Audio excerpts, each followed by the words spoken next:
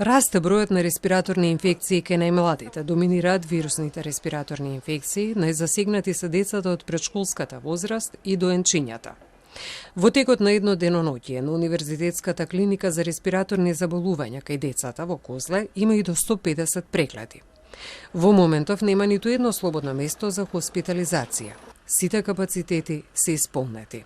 Најчест тригер фактор во овој период е вирусот. Значи доминира во овој период нешто што многу често се изолира во нашата болница е РСВ вирусот. Тоа е респираторен синцитиелен вирус кој што знае да биде доста сериозен, поготово кај најранливите доенчиња, оние мали доенчиња до 3 месеци и секако кај новореденчињата исто така тие се на ризична група која што овој РСВ вирусата може да вистина да ни даде една компликација.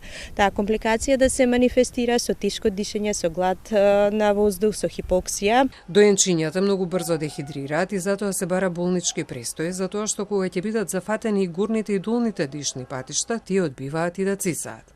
Развиваат потешка форма на клиничка слика, бронхиолитис и акутна дехидрација која ги води до болнички престој. Загадениот воздух е дополнителен ризик фактор. Не се децата како возрастните, децата многу побрзо дишат. Тие се многу помали, што значи дека се многу поблиску до земјата каде што паѓаат тие PM честички. Тие многу со брзото дишење, со побрзо дишење, многу повеќе внесуваат PM честички, тоа се токсини. Дополнително на тоа, нивниот раст и развој се уште не се уште се во развој, нивниот имунитет се уште е слаб.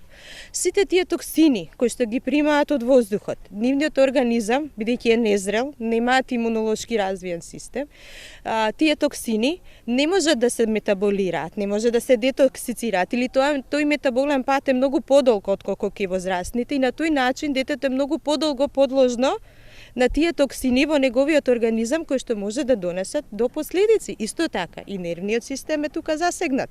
Во меѓувреме Скопје и денес се најде на 7-то место во светски рамки по загаденост.